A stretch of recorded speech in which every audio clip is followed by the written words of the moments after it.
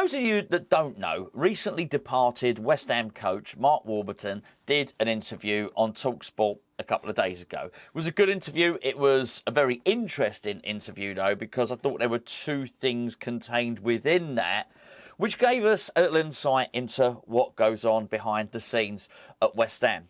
Now, I'll cast your mind back a few months to rumours of a training ground fallout. Let's put it that way. A bit of a training ground bust up. Now, granted, in that story, Mark Warburton's name wasn't overly involved. That was more to do with one other West Ham coach and the manager.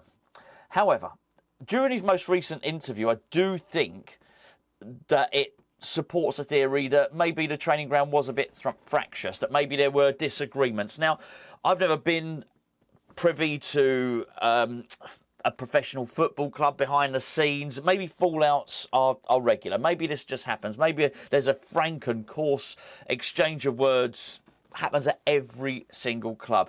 But what this interview seems to pinpoint was there was a culture difference, a massive culture difference between what the manager wants to do and certainly what some of the coaches want to do. And we can now definitely and definitively put Mark Warburton in that category, because what Mark Warburton said, and I'm paraphrasing here, I am absolutely paraphrasing, was that he wanted to play one style of football, David Moyes wanted to play another style of football. And in the end, and I think you can read between the lines and gather what those two styles were, and Warburton alluded to it, that, you know, maybe he didn't want to defend quite as much as David Moyes did. In the end, Warburton felt he had to leave so as it didn't ruin his friendship with David Moyes. Now, I don't want to unpack that too much, because I think it's very, very good to have belief in your methods and belief in the way you want to do things. I think it's probably very important for David Moyes to hear an opposite point of view. And Mark Warburton himself did actually say that maybe that's why I think that's why David brought me in, because I am different to him. Now, that's really good. I think that's a really, really good and healthy thing to do. No, that Sir Alex Ferguson did that for years and years and years.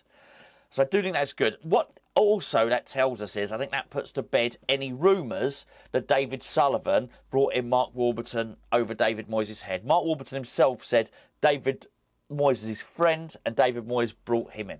So there you go. I think that just kills that rumour stone dead. I won't even mention it again myself. And do you know what? Sometimes you just don't know. We had a similar thing with Said Benrahma, if you remember as well, when it was actually confirmed that David Moyes did give the go-ahead for the Said Benrahma transfer. Anyway, that makes things really, really interesting. But what it does go to show is, because of this culture difference, because of this difference in playing style, it is really important that whoever West Ham bring in as the technical director has to oversee any future purchases. David Moyes, I think most of us would agree, is only around for another season. With that in mind, he shouldn't have been buying anybody anyway, for that reason. How can somebody that's only here for one more year plan for the future? I totally understand why he would stay here for one more year. I do think some of that is going to play into the fact that the club may well be sold within the next year. I do think David Gold's passing and the way his shares have been put into probate has probably stopped that happening now. So do the club want to spend a load of money and change the structure system, the managerial structure system of the club, knowing it's going to change again? I would imagine the club probably know who's going to buy it. So basically, Sullivan and Kretinsky and Trip Smith and all those people probably know who West Ham's next owner is. We don't, and we can't. They have actually shown themselves to be quite good at keeping secrets. So the new ownership probably know who the next managerial team's going to be. Let's put it that way. So there's two reasons for not changing David Moyes: what been winning the Conference League and possibly new ownership. I am guessing a bit there, it has to be said. However, what it does show is there's such stark differences between different people's coaching cultures that anybody that's going to come in next time, we can't really bequeath them David Moyes' squad. We can't really let David Moyes buy any more players. Because, and I am going to paraphrase Mark Warburton here, I absolutely am. Even one of his friends, Mark Warburton's one of David Moyes' friends, David Moyes' style of football can even drive one of his friends round a twist, to the point where his friend feels he has to leave.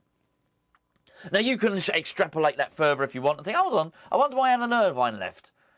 Now, you have to take it at face value. Alan Irvine said that he left to be closer to his family. So that's it. That's what happens. Anything else, and the thing that I'm sort of implying, is nothing more than a conspiracy theory. You've been given the reasons, and there probably are the reasons. But I think I make the point that it's highly unlikely the next manager comes in at West Ham is going to be the same as David Moyes, is going to play the same style as David Moyes, is going to appreciate the way David Moyes plays, and as a byproduct of that is going to want to use David Moyes' players. And that's why it's really important David Moyes does not buy the players for this season. I can totally understand if you're an attacking coach why it's frustrating to be trying to work under David Moyes. You've probably got all these tactical plans in your mind. You've probably got formations in your mind which will allow you to get the best out of your players, maybe get the best out of Skamaka, maybe get the best out of Ben Rama or whoever. You probably implement training drills that help improve those bits of the game that might assist you to play a more expansive game. And then maybe David Moyes comes in and says, I don't want to do any of that.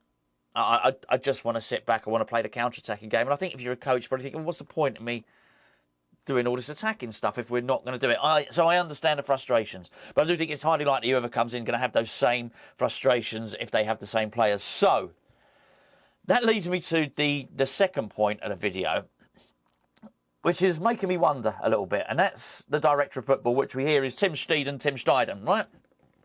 They're not two different people. Same person. Fabrizio Romano is a reliable source. He really is. And I do believe him when he says the deal is pretty much done for the new director of football to join West Ham. If so, what's taking so bloody long? I can understand why we've not bought any players yet if we're waiting for the Declan Rice money. I don't like it, but I understand it. If that's purely the story, we can't buy anyone until we get £100 million from Declan Rice. OK, well, I understand now why we haven't bought anyone because we haven't sold Declan Rice. I absolutely get it. But why haven't we? Why hasn't the director of football started work yet? It's like he's got to see out his contract. His last club, he's been gone. What was it? Was it Leverkusen? Was he gone 3 months ago? Realistically, he should have been in place before the end of the season. Again, a little bit I can understand why he wasn't. Maybe not undermine David Moyes there, but the season's done now. He should be in place now. So he's working to get these players. So if it is Yunus Musa, who I like very much, we're already saying to him and saying to his representatives, you're coming in, we want you. That's it, simple as that. We're going to get this Declan Rice deal done, and then we're moving on and be saying to his agents, we're signing your client. Whatever you have to do. That's what I'd like to be doing now. What is taking so bloody long?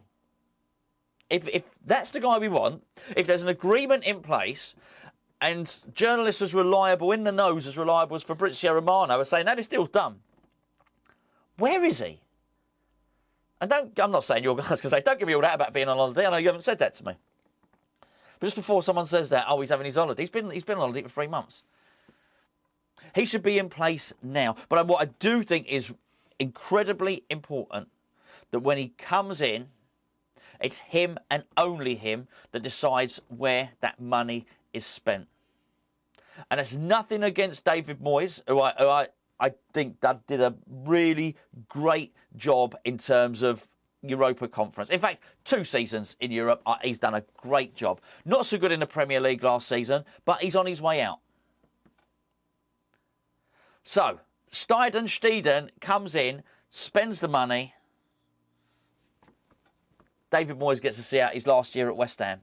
It's far from ideal, but judging on what Mark Warburton said, what is far worse than that is that David Moyes gets to spend the money.